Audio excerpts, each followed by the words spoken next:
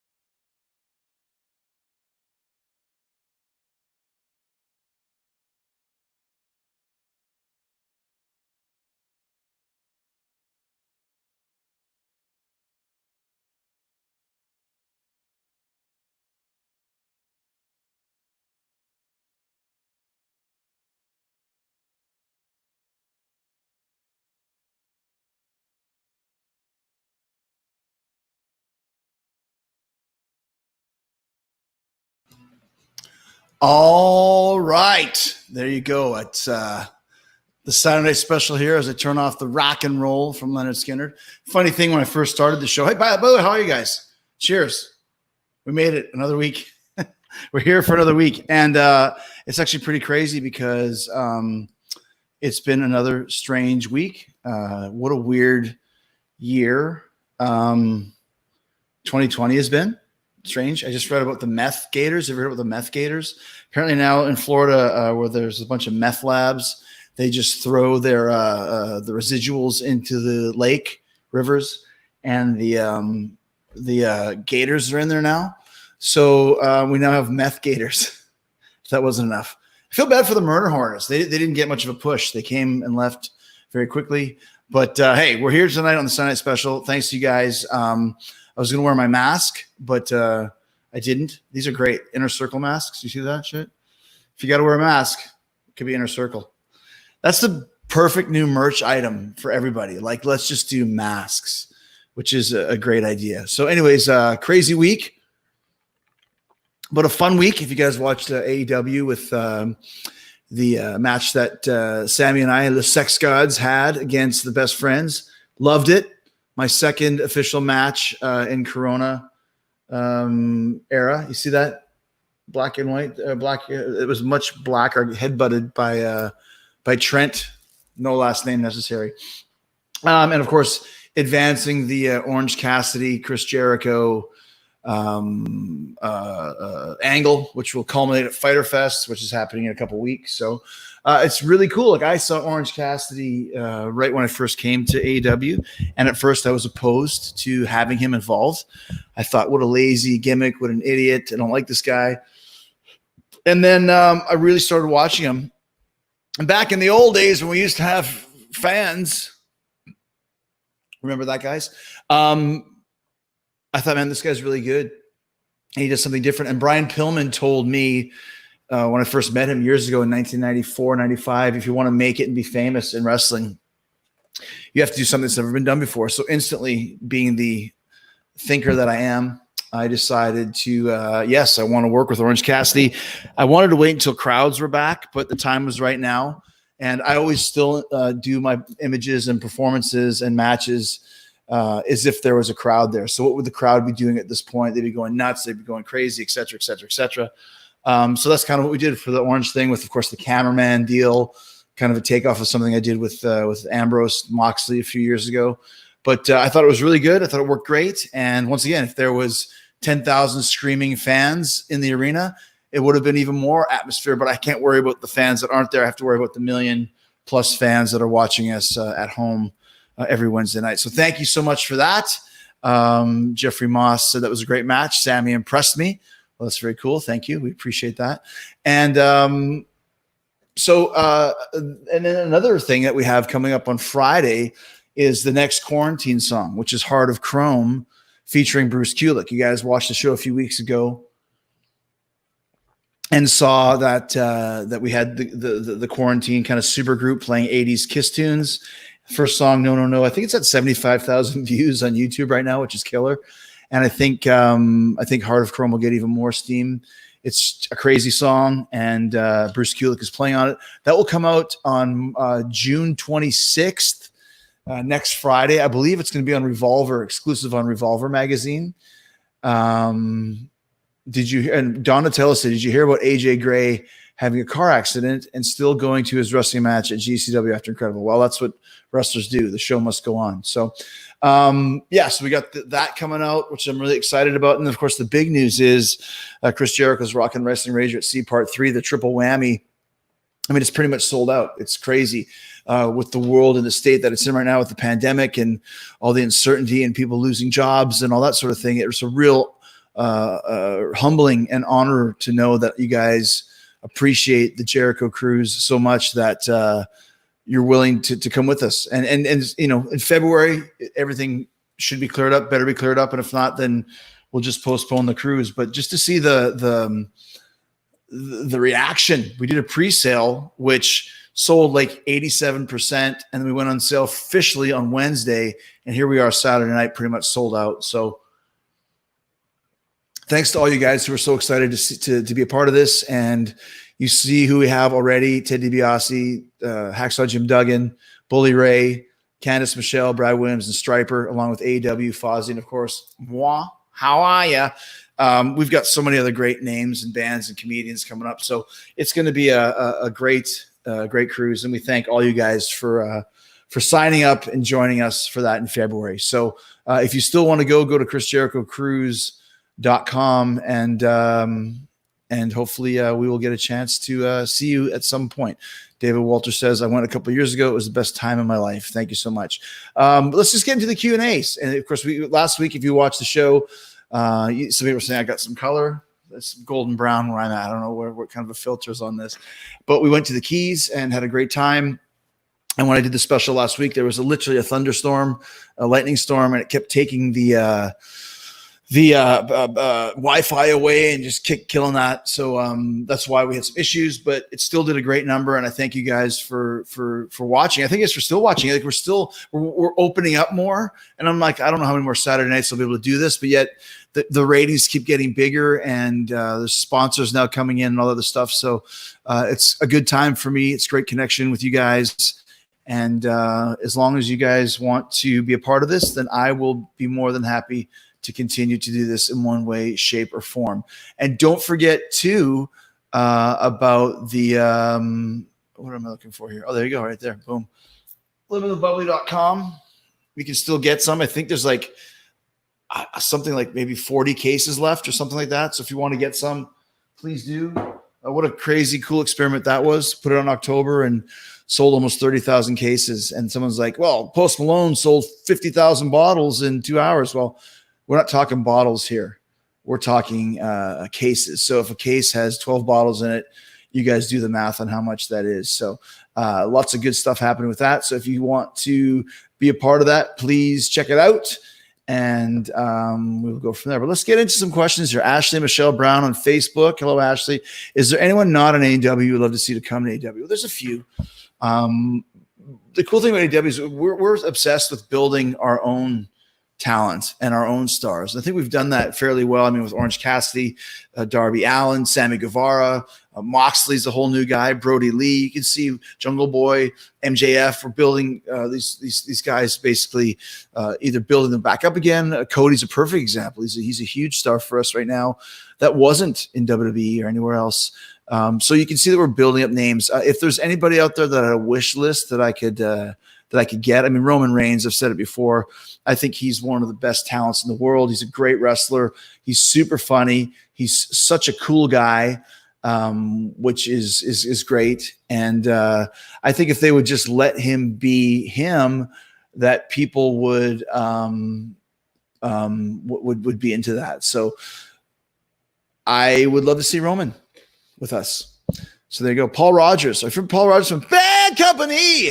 Out in the road. How's that go? Bad company to the day I die. Paul Rogers right there. How come you don't laugh when you're announced as it's not the Sex Gods, it's the Sex Gods? When the cameras are facing us. Of course, I'm grinning. I'm out there with Sammy Guevara singing his ass off, singing Judas. We were not happy that our entrance was cut this week. Hopefully that never happens again. When you have a brilliant singer, a songsmith like Sammy Guevara, you don't cut him off. You let him sing. You let him sing his mockingbird tones into the middle of the night. So, yeah, I mean, how could you not smile? It's a great gimmick. I love Le Champion. And it's funny because a lot of people are saying it's actually Le Champion with an S. I'm like, I know that's the gag. If you're French from Quebec in Canada, or French speaking in Canada, or from actual France, I know it's not Le Sex Gods, it's Les Sex Gods, but the gag is that we just call ourselves Sex Gods. It's Le Champion. You get it? You understand? So that's what we got there. Moses Perez says, are you going to kick Mike Tyson's ass? Damn straight I am.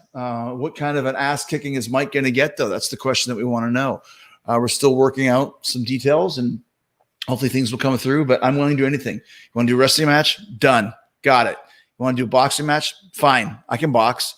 I've been doing boxing and kickboxing for the last 2-3 years, and I could probably beat somebody at my own skill level. But if it's Mike Tyson, I mean, obviously that's different level stuff. But, I've been knocked out by a lot worse than Mike Tyson. So I wouldn't be ashamed of that at all. Or a street fight. I think a street fight would be amazing.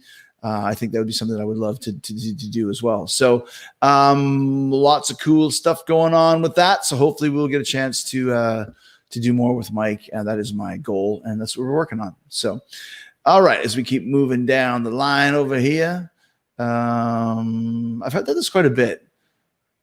Hold on a second. Jesus Alberto Lopez Ramirez. Jesus Alberto Lopez Ramirez. Le Champion, if you had an opportunity to face some actual Mexican luchador, who would it be? Who it'll be? Well, I worked in Mexico for many years. I posted a picture on Instagram this week of this great picture of me and Negro Casas. And Negro was a very whimsical type of guy. He's a smaller guy, but he's probably like the Ric Flair of Mexico. Like if you're talking about who's the best luchador in Mexican history, I'd say Negro Casas in a second. One of my early mentors. And he taught me this. We had this great story, this great piece of advice that he gave me. I was standing on the top rope. He was standing on the top rope, and he was supposed to do a headbutt on me, and I was supposed to move. Problem is, when I went for the headbutt, I didn't move, and he kind of landed beside me and didn't hit me. And I was so embarrassed. Like I didn't move out of the way for Negro Casas, like kind of a loser am I. And Negro was fine. Like when I talked to him after, I was like, it's fine. I went and told the announcers because it was taped that just that Negro was dizzy from the beating that you gave him, so he didn't quite see, and everything's okay. But I was just super embarrassed. And he said, "Hey, what's wrong?" I said, "I can't believe I missed out, and I can't believe I didn't move." And he's like, "It's okay." He said, "Today is one day. Tomorrow is a new match. So take what you learned today and apply it tomorrow and forget about it. Don't dwell on it," is basically what he was saying.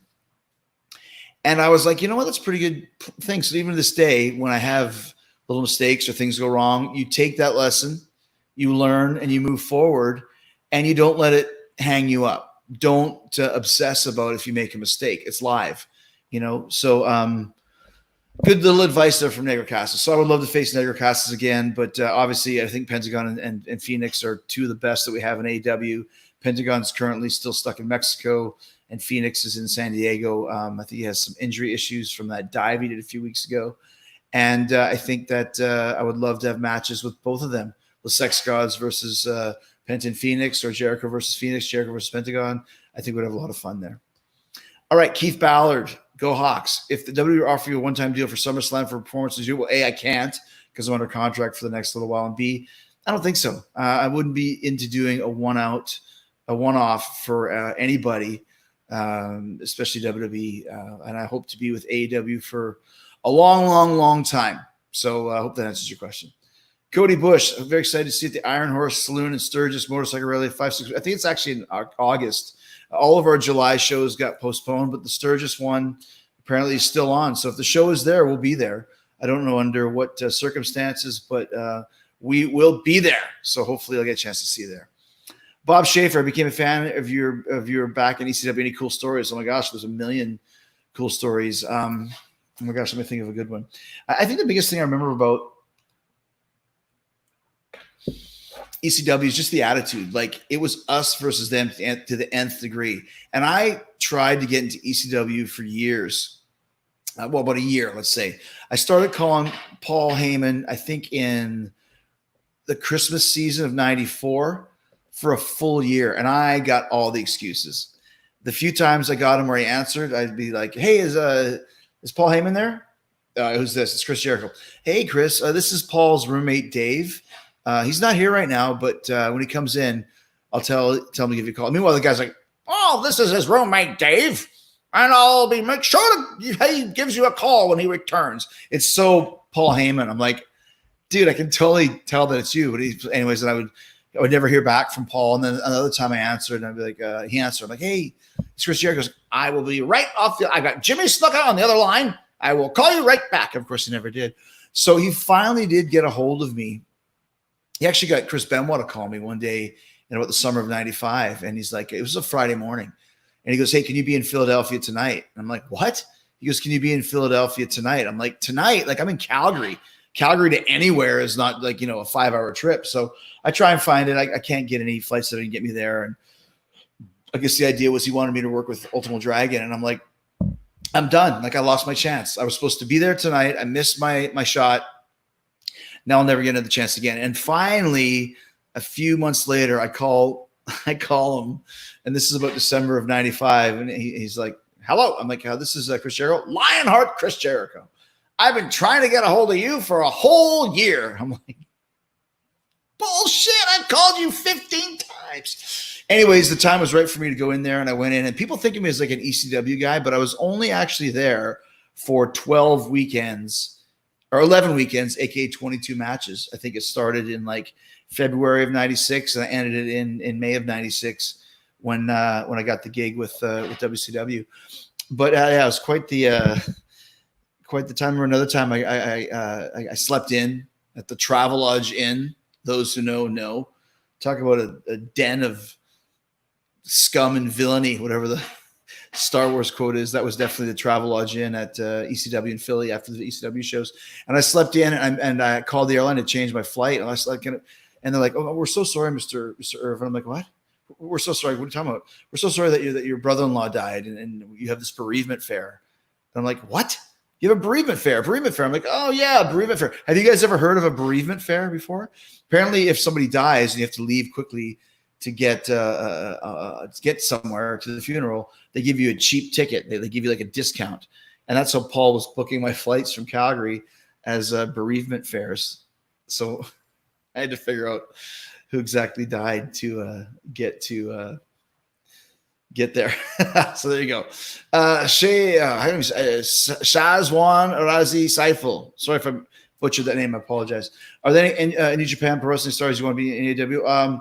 I'd love to do a feud with AEW, with New Japan. I'd love to work with Tanahashi again. What a genius. Okada, Naito. I think that Kenny and Jericho versus Okada and Tanahashi is a main event at Tokyo Dome, or Tana and Ibushi, whatever you choose.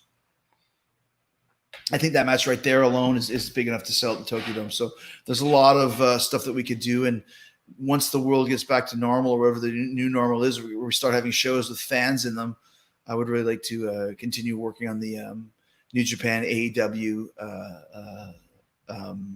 relationship. Ruben Gonzalez, Who Am I to Kill a Stranger? Great tune, great band, great wrestler. Nice to see you, Crystal. Thank you, Ruben. That's a oldie but a goodie. We've been playing that a little bit on our VIP sets. And before this tour actually kept getting postponed, that was actually in the live set as we're in between albums. We were going to put To Kill a Stranger back in there. We've actually played it on the cruise this year, which was a blast. William Brown says, "Chris, you should hold every AEW title at once." Well, I agree. I wish you were booking, right? Let's see. Oh my gosh, there's so many questions here. Gosh, it just keeps going.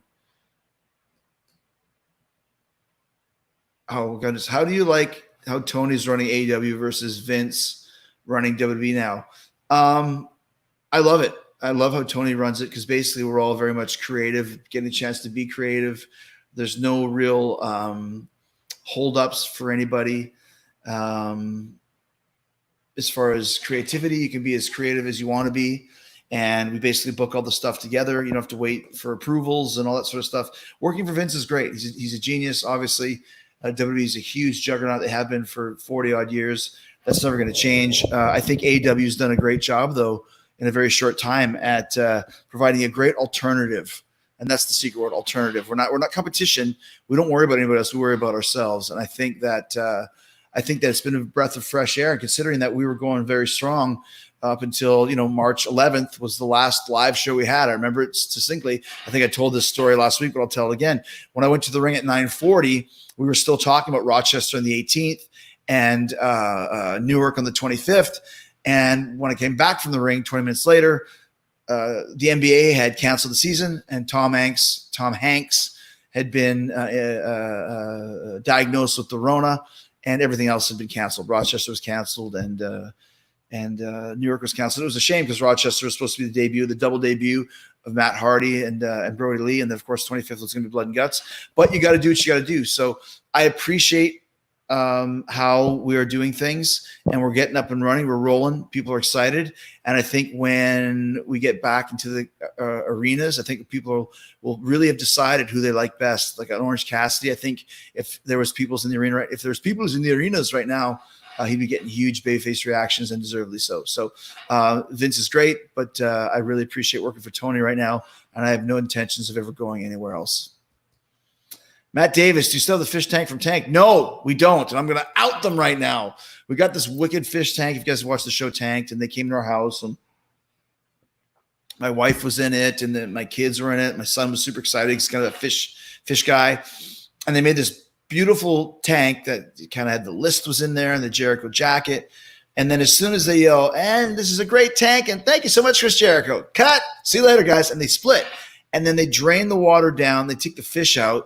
And then you're left with kind of like this cesspool that now they have to figure out a way to make the chemicals of the water and the fish's existence balance so that the fish don't die. And it was just a nightmare. The fish kept dying, and they'd send more fish, and then they'd send some guy to clean it, and then the next guy to clean it. And it's just one thing after another after another. So we ended up, when we sold our old house, we basically just gave the thing away. And it was just, listen, it was a fun show to do. It was a great hour of TV.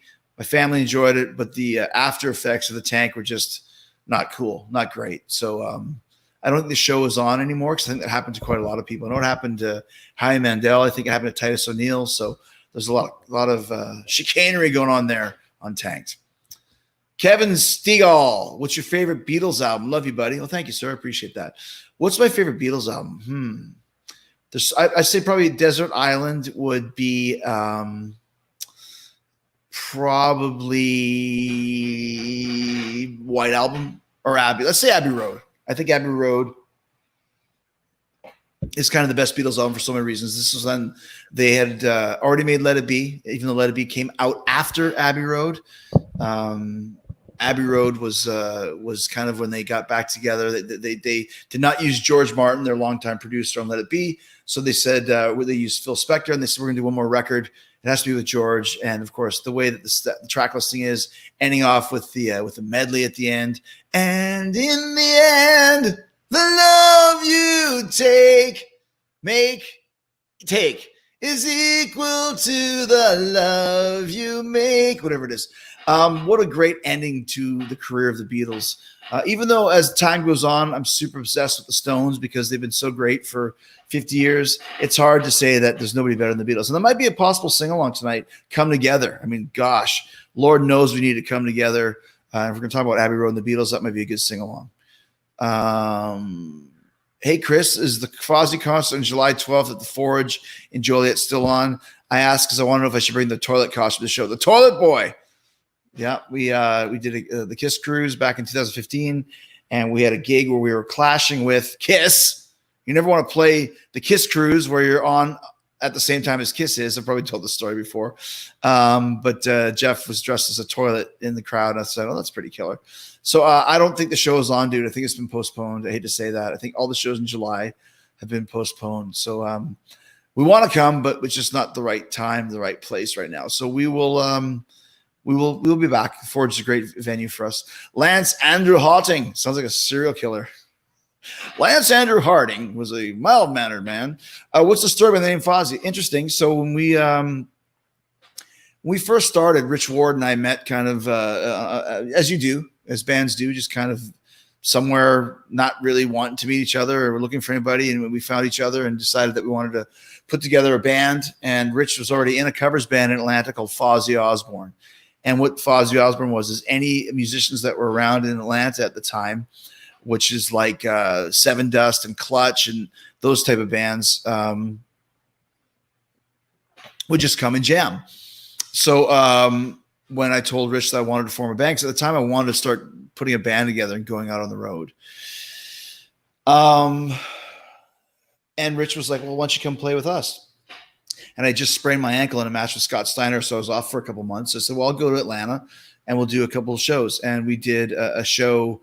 I think the first one ever was at the Hangar in Marietta, Georgia. And there's another one in South Carolina, Magnolia Street Pub. And there was a guy that was angry because he drove up from Florida expecting to see Ozzy, and it was Fozzy. It's the Magnolia Street Pub in 1999. Ozzy's not playing any pubs in 99, but he was really angry with that. So anyways, we were Fozzy Osbourne. And then when we started to play these shows, we actually had a bidding war for our services because of who was in the band. And of course, Chris Jericho at the time, Stuck Mojo was huge. Rich Ward and Frank Fonser were from Stuck Mojo. So it was kind of like this ipso facto supergroup. And we had a bidding war. And back in 89, believe it or not, 99, before the world went, the recording world went insane, we got a big advance with Megaforce Records. And Megaforce, of course, is the record label that started Metallica and started what else did they do? Raven, Anthrax, Megaforce Records. All the big bands from that time frame started on Megaforce, and they had restarted, and they wanted to sign Fozzy Osbourne, and we said we can't be Fozzy Osbourne. Like, we're going to get crucified. Sharon will grab us or whatever. And we're trying to think ideas. And one of the songs that we did in the first Fozzy record or second Fozzy record was Big City Nights. We're going to call ourselves the Big City Knights. Knights. It was almost our name, the Big City Knights. And then we said, why don't we just drop the Osbourne and call ourselves Fozzy? And that's where it all came from. And at first, what a weird, strange name, but so is Metallica. Think about that when you first hear it out of context. Kiss. Why not Hug with 2 G's? How about Red Hot Chili Peppers, Black Eyed Peas, Halloween, AC/DC? Very strange names when you first hear them. Duran Duran, Def Leppard. I mean, come on, right? Mr. Bungle. So names are just a name, and Fozzy's now our name. I'll tell you what, it is the best song to chant at a show. And we get chants for Fozzy everywhere because it's easy. Fozzy, Fozzy, Fozzy. So you can't really chant Rage Against the Machine. Not as good of a name, right? So what ends up being such a strange name ends up being a great one in the long run. So that's where it came from. Mr. Hellstorm, how'd you guys get Butch Walker the first record? Butch Walker's a super talented singer-songwriter. He did most of the Avril Lavigne stuff, and I think he was involved with Pink, but he was also in a band back in the 90s called South Gang, and then the Marvelous Three. They were an Atlanta band, and Butch was in the scene. And for some reason, we were having problems with my vocal and Over the Mountain. It was the first time I'd ever been in a studio, so there were certain things that I just couldn't do, and Ozzy was very hard. Over the mountain. I think I did that part. And he said, don't need a quality. You don't need a ticket to ride with me. Now see, yeah. I think I was having problems singing that. So we wanted somebody to do a guest guitar solo on the record, and Butch was going to do it. So he said, will you sing as well? And that's kind of how Butch got involved. I don't know what Butch is doing now. I do know that a few years ago, he was caught in those California fires and lost all of his demos and masters and lost his guitars. But Butch Walker, very, very great player and a great guy for sure.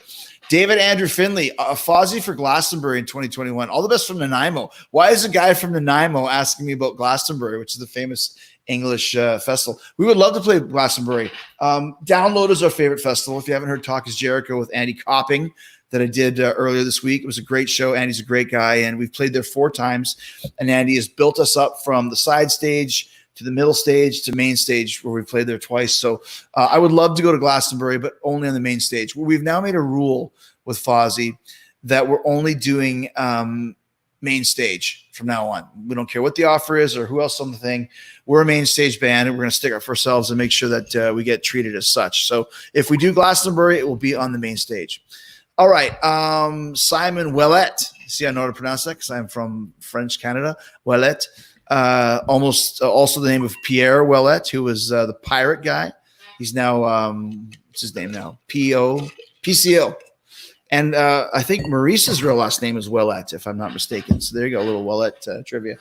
Will you do another quarantine track? I would love to hear All Night, or is that you? Well, first of all, for quarantine, the rules are they have to be Kiss Unmasked, not the album, which Is That You is from. More of the Bruce Kulick non-makeup era. And like I said, we're trying to stay away from the songs that were videos and singles.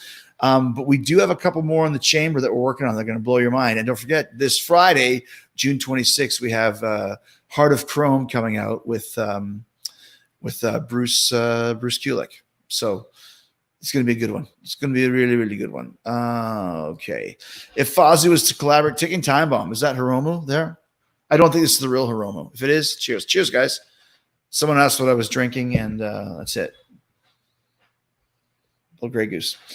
If Fozzy was to collaborate with a singer, dead or alive, who would it be? The singer from Dead or Alive. What's his name? Pete Burns. You spin me right round, baby, right round, like a record, baby, right round, round, round. But if a singer, that was Chris Beretta asked what I was drinking.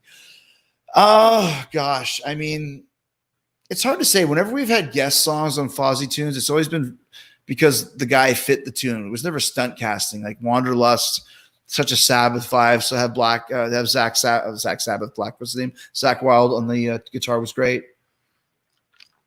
Very fitting. Michael Starr on Tonight really worked. Jeff Waters on Martyr No More. Even Miles Kennedy on Nameless Faceless. We've always had some really cool guests when it's applicable. Hyro the Hero on 3 Days in Jail. So singer, dead or alive. I mean, who would I do a great duet with? You guys tell me. I mean, Axl Rose, Bruce Dickinson, Paul McCartney, Mick Jagger. I mean, whatever, man. You tell me. We actually do have a duet on this new record. A female, but she's recorded her parts, and then the Rona came, and I have no idea how the song even goes. So hopefully soon we'll get a chance to record that. So Andrea Bernard, what match do you like better, Omega at 12 or Tanahashi at 14? Tanahashi. I really enjoyed the Tanahashi show, Tanahashi match.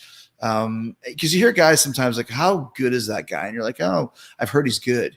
When you actually get in there with somebody and realize, and this guy is really good. He's a real genius. Huge fan of Tanahashi, and I really enjoyed that match that we had at the Tokyo Dome, which seems like it was 15 years ago. It was like February, March, April, May. It was 5 months ago. 6 months ago. Seems like it was years ago with all this craziness that's going on. Allison, can't even see me. Kilroy. I'm Kilroy. Kilroy. Kudos to you and AW for never missing a beat since the beginning of the pandemic. It gives us all a brief escape from the day-to-day stress of our world. Thank you and AEW for your professionalism and what you do comes through all of us. Thank you. Well, we really had no choice. We wanted to keep the fire burning, keep the lights on, and that's what we did, knowing that we have a responsibility to entertain you guys. Like I said, I'm not a carpenter. I can't fix your cabinet. I can't fix your oil. I can barely change a light bulb, as my wife will tell you, but I can entertain. And that's why I'm still doing the Saturday Night Special. We're still stuck inside, and this is something for us to look forward to, just like AW is week after week. So we appreciate you shouting us out on that one. Scott Clovis, what Christian rock bands do you like? Well, obviously Stryper is my favorite. They're on the Jericho cruise. That was a huge get for us. Very excited about that. White Cross, Bride, Guardian, Tourniquet, Sacred Warrior, Bloodgood. All those are great Christian bands that you might want to check out.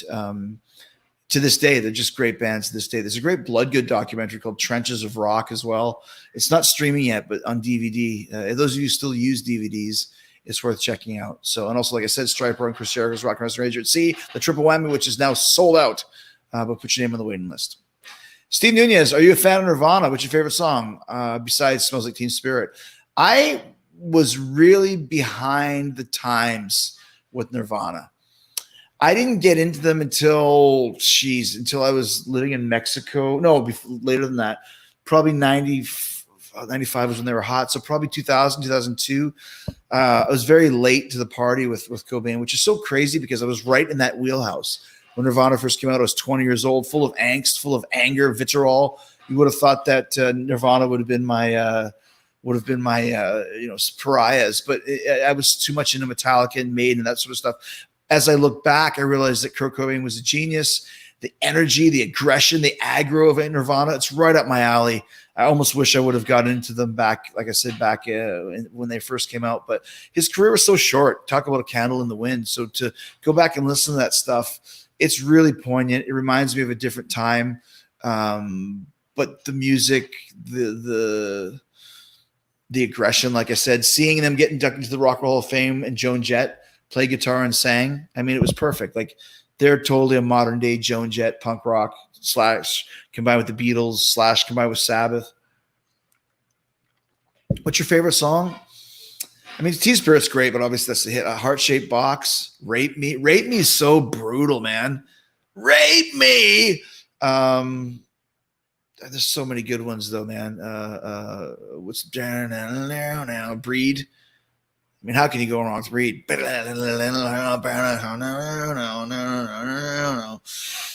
Lithium. I mean, so many great tunes. So God bless Kurt Cobain and God bless Nirvana. Let's see. Oh, here's a nice one. Favorite song by Cinderella. Would you ever collaborate with Tom Kiefer for Cinderella? Probably not, but I love the whole. I was actually listening to it today. What's it called? Long Cold Winter, Gypsy Road. I love Falling Apart at the Seams. So great. Falling, falling apart at the seams. Such a good tune.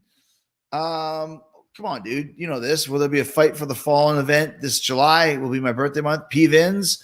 Yes, there'll be a fight for the Fallen event July 1st and July 8th will be the Fighter Fest. So it's going to be like a big pay-per-view spread over 2 shows, and that's where you will see Jericho versus Orange Cassidy. So check that out. Doug Starkuzzi, have you ever thought of starting your own wrestling company? Bet you would run one just because Vince does. Well, I kind of have not started my own wrestling company in a financial starter way, but as far as an attitude and a leadership way, I wouldn't change anything that I've done with AEW, and it's a pleasure to be there and really enjoy it. So there you go. Okay, this is a good one. Ask me anything, guys. It's your time. What's your favorite Kiss lineup? Eric, Tommy, Ace, and Peter. Oh, out of those two, my favorite Kiss lineup is Gene, Paul, Bruce Kulick, and Eric Carr / Eric Singer. I love that era. But if it's between Eric and Tommy or Ace and Peter, I mean, Eric and Tommy are great, but Ace and Peter are the classics. I think Eric and Tommy do a great job of playing their songs, but there's not a lot of new Kiss material that they play that Eric's been involved on. So Eric Singer, that is. So I'm going to go for Ace and Peter, but my favorite is Bruce Kulick and Eric Carr. All right.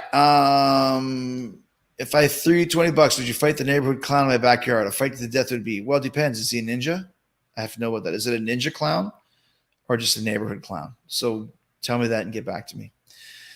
Kim Hackney, you and Sammy very entertaining. Crack me up. I work in a COVID unit at a hospital in Tennessee, so I enjoy watching you. Thank you, Kim. What a true first in line, first responder. I appreciate that. And Sammy and I are having a great time, and we've got a long history ahead of us for sure. Joseph Perez, where did you come up with Le Champion nickname? I don't know. I don't know what pops into my weird head sometimes. Luther.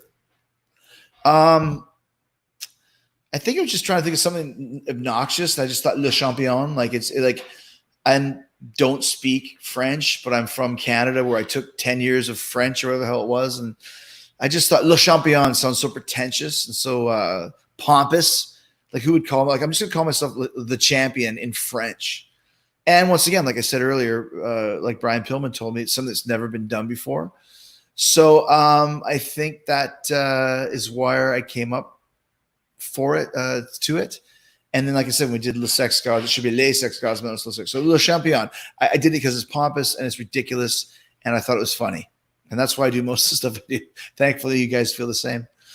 Paul Verbruggen. That'd be a good name for a rock and roll band. Verbruggen. Would you please welcome live from Norway, Verbruggen? Would you please welcome live from Winnipeg, Manitoba, Verbruggen? That's great. If you want to start a band, I would join Verbruggen in a freaking second. What do you think the biggest mistake WWE ever made behind letting you go? Well, letting me go was a big one. And probably behind that, letting Hall and Nash and Hogan go. Yeah, it's the way it goes. Sometimes they underestimate your drawing power or your popularity or whatever it may be. And this is what happens. I told you. All right. I already answered that one. Like I said, Tim LaFountain, how do you feel about Mötley Crüe and their choice to grade? Well, whatever. Listen, I'm excited. I had tickets for the show that was supposed to be on in 2 weeks. They now postponed it to a year from now. A whole year. You're not going to see any rock and roll bands until 2021, except for maybe Fozzy. We're trying to get in there. I love Mötley Crüe. Their first 2 records are sacred to me. Not a bad song on any of those records. I just think if they're going to come out and do this tour, that you'd want to got to choose my words wisely here. Prepare for it accordingly. And when I see Vince Neil doing the cameos and stuff, and he's not in shape, and it doesn't look like he's even trying. Listen, he's Vince Neil. He can do what he wants. He's a legend, one of the great rock and roll singer. But I just wish if I was going to do a big reunion tour to where we were going to play stadiums with this. Def Leppard is in road shape. You got to watch out for them because they're amazing. Joan Jett's in road shape. Poison is not, but Poison is the best frontman out of all 4 of those bands, and Bret Michaels. I would never underestimate Bret Michaels. So if I was Vince Neil, I'd want to come out of the gate like in great shape and just looking amazing and sounding amazing. And I didn't see that when they canceled the tour, postponed the tour. He looked exactly the same as he always did. So I just wish he would have tried to, maybe get in some type of better physical shape, which shows me that he cares. But what do I know? I bought tickets. I would go, and I'll be there next year. It's Mötley Crüe, man. Jason Potvin, are you a Star Trek fan or Star Wars? I want to actually have a Saturday special with that debate and have the Team Tiger Awesome guys on. Are you a Star Trek fan or Star Wars? Wow. As you can see, if you look right over here, those are the original Star Trek dolls right there. You can see Klingon, there's Kirk, there's Uhura, there's Spock, there's Scotty, and there's Dr. McCoy. That's the original Star Trek dolls. So I love Star Trek, but gosh, I don't know. I fell out of Star Trek after Kirk was gone. I never got into Picard, even though I'm sure he's amazing. But I always never got into them after Kirk was gone. So I would say Kirk, Spock era Star Trek. Yeah, it's hard. The Han Solo, Leia, Luke era. I don't know what to say. I think I like them both the same. I probably give the edge to Star Wars because there's been more big budget movies, and I followed along with it for so long, but I did not follow along with Star Trek after Kirk left. So I got to go with Star Wars. But gosh, I just watched the Leonard Nimoy documentary. If you guys haven't seen that, For the Love of Spock, definitely go check that out. It's on Netflix. And also today, if you guys want to post your favorite quotes from the movie Blues Brothers, it's the 40th anniversary of the Blues Brothers today, which is great. I love it. They want 4 fried chickens and a Coke, Jake, and some dry white toast. Elwood, the Blues Brothers. The Blues Brothers? Shit. Aretha Franklin is awesome. You better think what you're trying to do to me. Such a great movie. One of my all-time favorites. If you haven't seen the Blues Brothers, you haven't seen it in a while, go watch it now. It's the 40th anniversary today. And I'm kind of bummed out. I should have been on top of that and done a talk as Jericho about the 40th anniversary of the Blues Brothers. The Blues Brothers, shit. I love that. Brandon McKenzie, Backlash 09 was one of my favorite events I attended. So thank you for that great match with Steamboat. Love working with Steamboat. When we originally did that angle, it was supposed to be with Mickey Rourke. It was for WrestleMania, whatever WrestleMania 2009 was. You guys know more than I do. And it was supposed to be me and Mickey Rourke, and Mickey went on the red carpet at the SAG Awards and kind of let the cat out of the bag, which he was not supposed to. He wasn't supposed to announce it until after the Oscars. And then once he announced that he was going to be wrestling me at WrestleMania, his agents and managers went crazy, and all of those plans were pulled off the table, and he was out of the match. So Vince is like always believer in bringing out the negative and turning into a positive.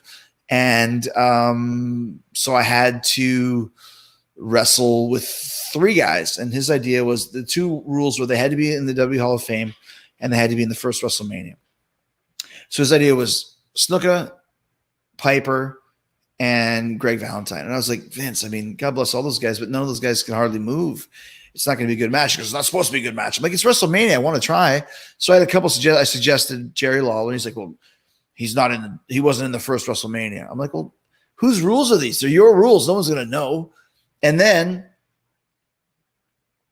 I suggested Ricky Steamboat. He was going into the Hall of Fame that year in 2009, and he was in the first WrestleMania. So he put Ricky in there, and we had just a great match. And I said it's kind of crazy that Ricky Steamboat at 50 whatever he was still a better worker than 90% of the roster. And then Vince liked him so much they brought him in to do a rematch with me, and then we did Hawaii and we did Greensboro, South Carolina. We did a couple of the house shows, and they ended up making him a player coach for a while. And he was wrestling and coaching guys at the same time. So just a pleasure to be in the ring with. He was on the first Rock and Wrestling Rage at Sea. Got to have him on my podcast live, and nothing but respect for Ricky Steamboat. And if you've ever seen the picture of me and Ricky from when I was a kid in high school, it was quite the picture. I'll try and find it. How big of a fan of you are Halloween? And have you guys ever opened up for them at any festivals? Wow. We played a festival with Halloween in Hungary, which was the first time we ever played Hungary, but being in there with Halloween and kind of being a part of that scene was amazing. And Halloween is a huge influence on me. I even got my name from them, if you remember that. So Halloween was a big part of my early days. And I found the picture. I just have to pull it up right now. Hold on a second. Yeah. So yeah, Halloween was huge for me. And very excited to play that show with them. I actually got a chance to ride back to the venue with Marcus Groskopf, and we had a blast. So there you go. Here we go. Here's the picture of me and Steamboat coming up now. Boom. Can you see it? Let me get back. Can you guys see that picture? I hope you can see it. Yes, there you go. Look at that. So the picture here, this is at World of Wheels in about 1988. I had just gotten my license, and I'm wearing my Westwood Collegiate Letterman's jacket from hockey. And I don't know what kind of the deal is with this shirt here. My mouth is open. I've got a piece of gum in my mouth, if you can see that. And Ricky Steamboat's got his eyes closed. So there you go. That was my big picture with Steamboat. And years later, we actually used this picture for the WrestleMania build-up, where I showed him, I've been a fan of yours since I was 17. You let me down. And that was the picture we took. And I remember I waited in line for 3 hours, and I got to ask one question. And I asked him, after 3 hours of waiting, how tall are you? He's like 5'11", 235. And I said, okay, if he's 5'11", 235, then I got to be 5'11", 235. So there you go. Good stuff, right? Larry Francis says, what was your favorite book to write? And the fifth one. Wow, the favorite book to write was the first one and the newest one. No is a four-letter word. The first one because it was my first book. Didn't really know what I was doing. And thanks to the guidance of Pete Fornatail, who was my co-writer on that. He taught me so much about everything, how to write a book, how to put it together, how to edit it. And he helped me with all my books. And then, of course, No is a four-letter word. I really enjoyed that because it was more of a self-help book rather than an autobiography. So hard to write books. It takes a lot of time. Not that I do anything for money, but the financial reward is less and less and less than it has been. But if you're going to write a book, you're putting 200, 300, 400 hours into it easy.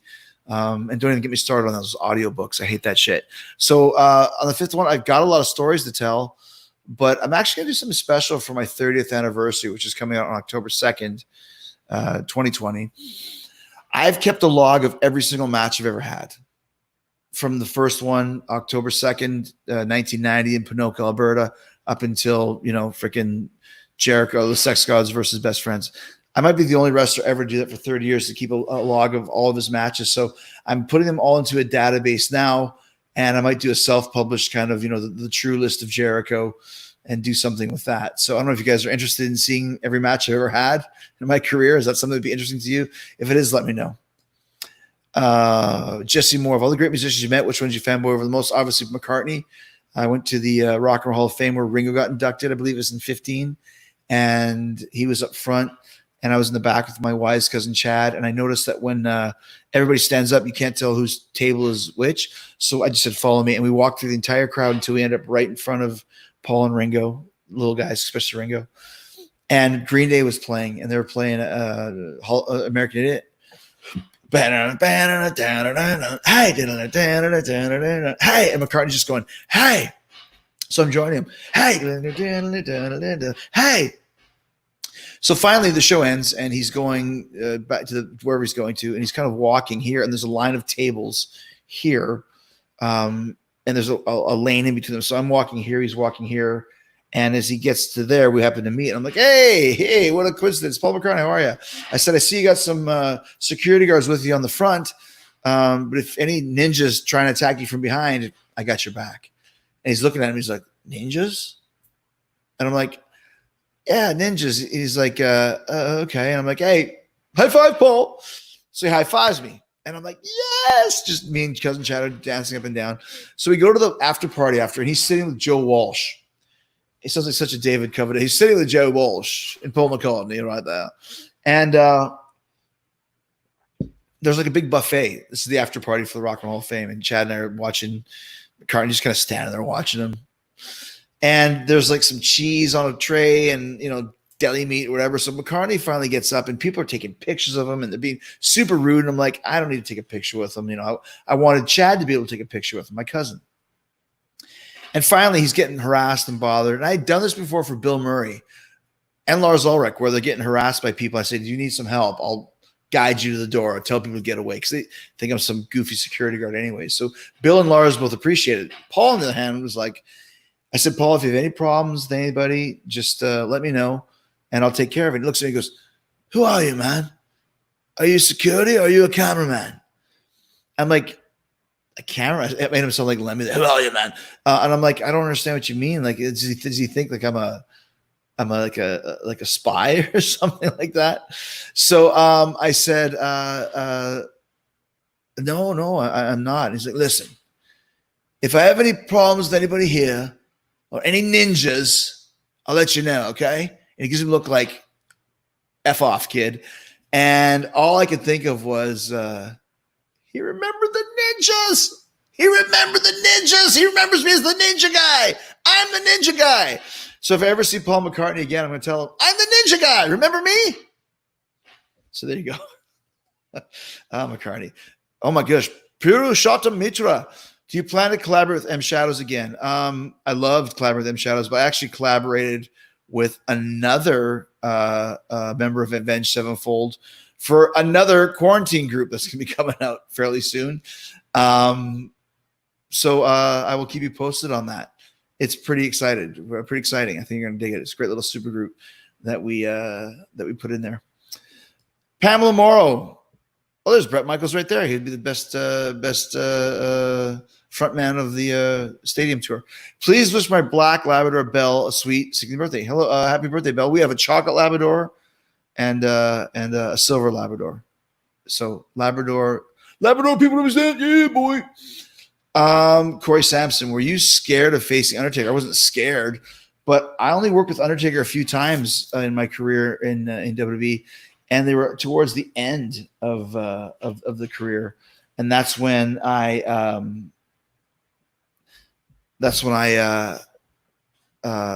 you stand in that ring. It was in Puerto Rico, I think, or something, and you stand in the ring, and you've heard it on TV, you've watched it on TV, and you hear the bong, the Taco Bell bong. You're like, oh my gosh, here he comes. Lights going, and when he comes in the ring, goes, this guy is super in character. He is the Undertaker at this moment. So it's intimidating. He doesn't play around. He doesn't smile in the ring. Or like, He plays, and he never turns his head. He goes to the front. He goes to the side. He goes in. He's like on a pivot. Boom, boom, boom, boom. So super intimidating, super great, and just a blast to be with. And the first match I ever had with him was amazing, and we only had a couple other run-ins since then. But the one little trivia note is the last time I ever won the WWE title. Was it the last time? Yeah. It was in 2010 from The Undertaker. So there you go. We got a YouTube question here. It says, Who would you like to see play Lemmy in the upcoming biopic? Is it biopic or biopic? I'm not sure. Someone asked me if I like to play. I can play Lemmy. Geez, I mean, you need someone. I'm thinking from a look standpoint, and he has some mainstream credibility. James Franco. I can see James Franco playing that part. I think he'd be great. Sacha Baron Cohen might be kind of good too, but he's kind of goofy. I'm going to say James Franco would be a good one. That was from Jason Tucker on YouTube. Thank you. We're still rocking as we go down here. We're starting to wind down here. We're going to do the Bryce, thanks for making Jacksonville a cool place of AEW. AEW is our home for sure. So thank you. There's Jason's question. So thank you guys for watching us. We would love to have people in the crowds. I don't think we're there yet, but hopefully we will be there very, very soon. Alberto says, you rock, bro. Hi from Panama. Huge Jericho fan. Thank you so much. I love that. Here's the one. Any good or funny Rip Rogers stories? I remember Rip Rogers. Rip Rogers' old school brother from Calgary. He actually trained many people in the Ohio Valley area, OVW, I think it was. I just remember Rip used to like go around and like ask me, you finish with that? Like if you're in a food in a den, you finish with that? You mean this whole thing of home fries? Like sure, Rip. You finish with that? You mean this like one egg? Sure, take it. I do remember too, Axel Rotten and Hack Myers. What a name. Used to make lemonade out of water, packets of sugar, and lemons. They would actually make make lemonade out of that. All right. As we get towards the end here, what's your favorite Striper song? I guess we'll find out on the cruise. I love, their new stuff is great. Wait till you hear the new album, Even the Devil Believes. I know some people, so I heard already. It's crazy. It's really, really great. But I'd say probably The Rock That Makes Me Roll. I think that's the one for me. That's just the epitome of Striper. So hopefully they play it on the Jericho cruise. Matt Panetta says, besides your rock and wrestling belt behind you, do you have any other belts at home in your collection? I have a couple, I think in storage. I don't really hold on to that sort of stuff. The Rock WrestleMania C was something we did, was a special kind of a one-off we did for fans. And I think that we're going to do more for the upcoming cruise. Favorite Michael Jackson song? Mama say, Mama Sama Makusa. Mama say, Mama Sama. Want to be starting something? Billie Jean. Oh, Smooth Criminal. By far, Smooth Criminal. So great. So great. Already purchased my AEW tickets for November 4th. Hopefully the COVID clears by then, so I get a chance to see Le Champion. I hope so.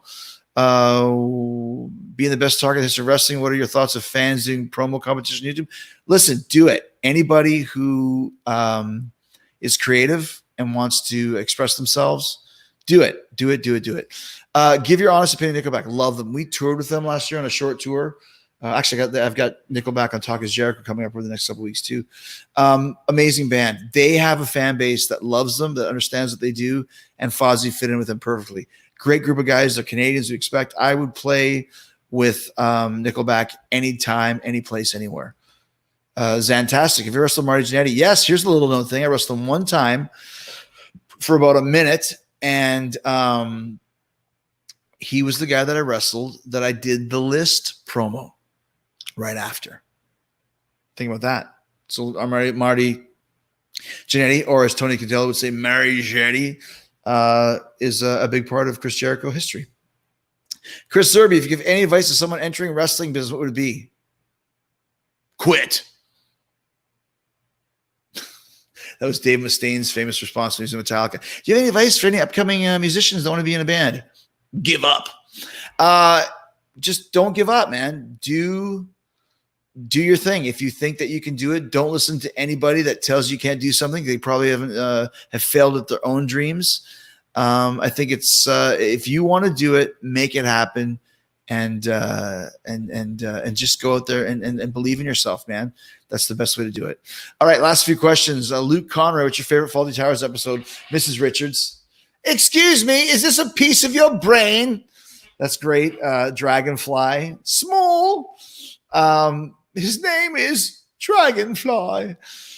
So good. And also the Waldorf salad, like with the angry American who essentially, incidentally, is in Empire Strikes Back. So you guys are looking for a laugh, definitely go to Fawlty Towers and watch Mrs. Richards and the Waldorf salad. I'm sorry, sir. It appears that we are all out of Waldorfs. What? You're all out of Waldorfs? It's grapes. It's salad dressing. It's walnuts. It's lettuce. I'm sorry. We're all out of whatever. I'm sorry, sir. We're all out of Waldorfs. Great stuff. All right. Kevin, shout out to your dad, Carl, first time viewer. We love you. Le Champion. All right. Thank you, guys. So what should we do for the sing along? I'm thinking coming together might be good. Can you give a shout out to my son, Vale, who loves your band and you's a wrestler? Shout out to you, my man. I hope you're having a great day. And we're just getting ready to pull up the tune here for the sing along. Since we've been just having a good time doing this. I enjoy it. It's fun.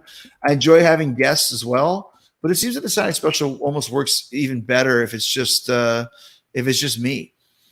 But that's just kind of my thoughts. And since it's my show, my thoughts win. All right. I want to be Eye of the Tiger, Spice Girls will sing along, Eat It. Being the oh my gosh, so much stuff going on. All right. So we're gonna put up the Come Together lyrics. I was doing this a couple of weeks ago, but I thought it was better to do it now. We need to come together. We need to be together and be cool with each other. Was that a Blues Brothers quote? Sorry, guys. It goes by so fast. They just need a slower questionnaire thing. So here we go. We're going to do the I knew you would go live. Yes, please sing Enemy at the end. We're going to do Come Together. Who's a historical figure you like to have a drink with? Jesus Christ. And if we run out of wine, he can just do that with some water. For sure. All right. Here we go. It is the sing-along here, as long as I get my shizit together. If I can do this. Boom. Bam. Let me just make sure I got the right one here. There's a lot of stuff I got to do here to get this rolling. All right. So stop the screen. Share the screen. Share the screen. Application window. There we go. Share it right there. And we are starting. All right. Ready? Here we go. Here come on flat top. He come grooving up slowly. He got juju eyeballs. He won holy roller. He got head down to his knee. Got to be a joker. He just do what it please.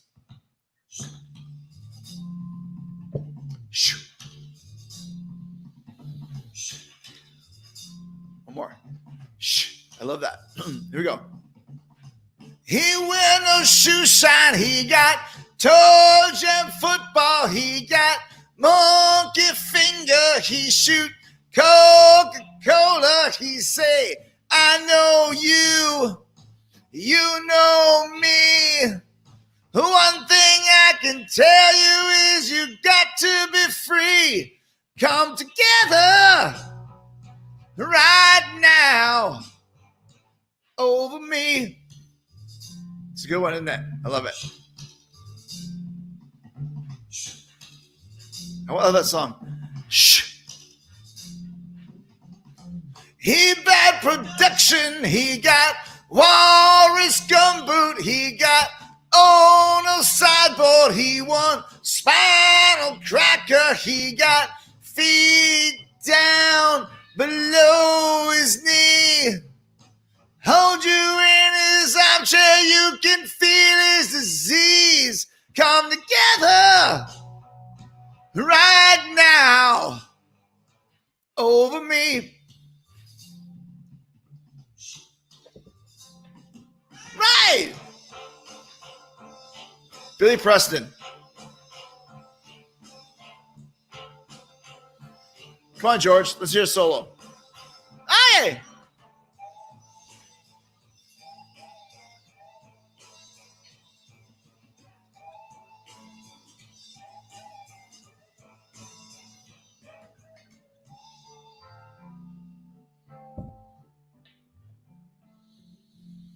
He roller coaster, he got early warning, he got muddy water, he won mojo filter, he say 1 and 1 and 1 is 3.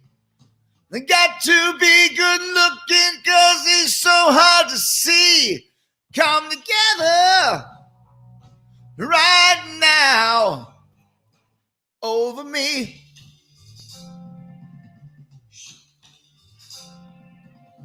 Shh. Shh.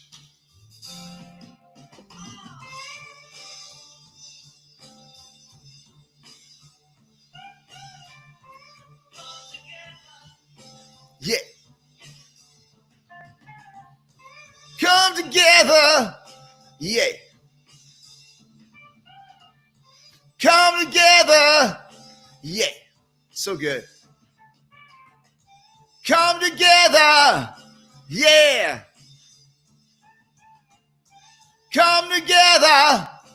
Yeah. Come together. Right. Come together. Yeah. So good. Will Mather said, I meant to be working as a taxi driver, but I watched you for the last hour. Still a shout out. Well, there's a shout out to you, Will Mather. Oh, my goodness. Well, guys, thank you so much for another great week here.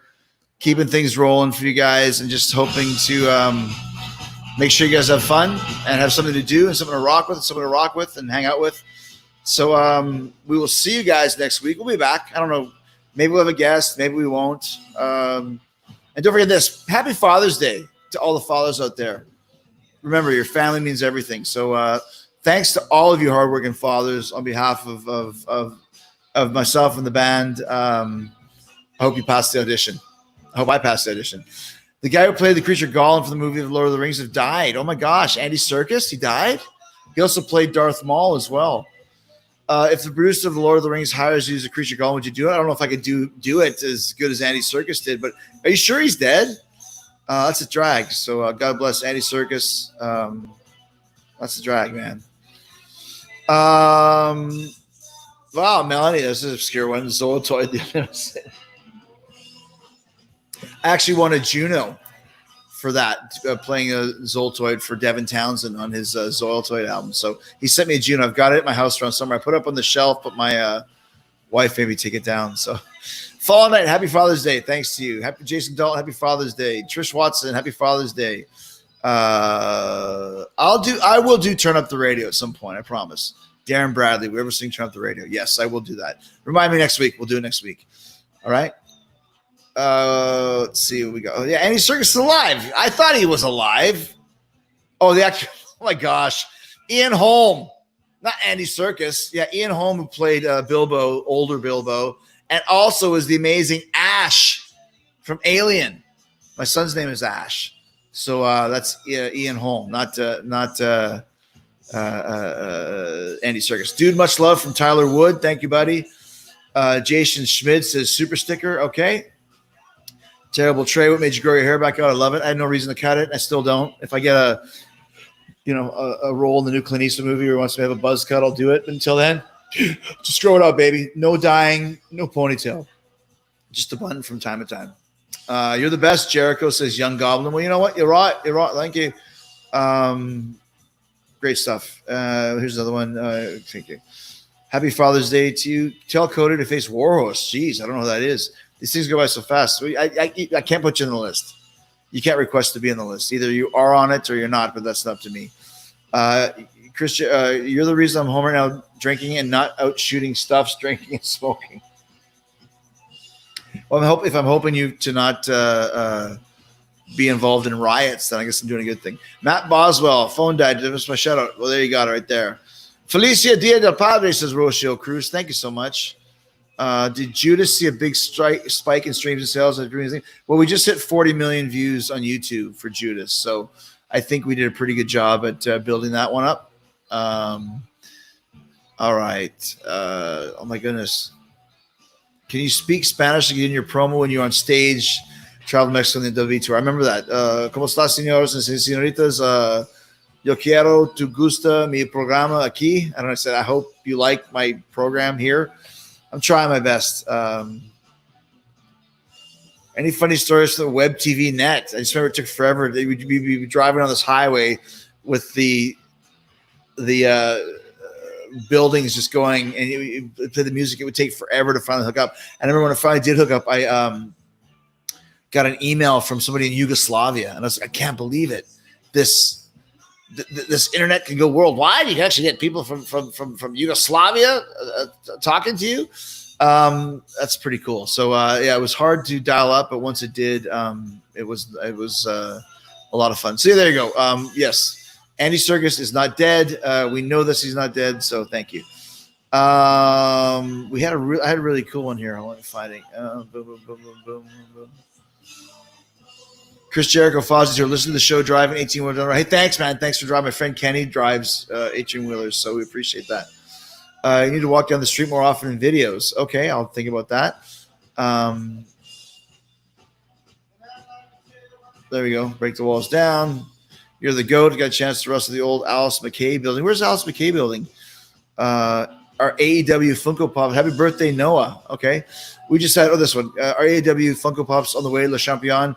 Not sure about that, but our toy line comes out in August. So you'll see that. They're some of the best action figures I've ever seen. So anyways, guys, hopefully you enjoy that. And we'll be back next week to rock with you again.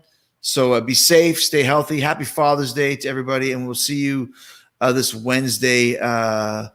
Yes, I did hear Katya Savia's cover Judas. It was amazing. I posted it over on Web is Jericho, I think.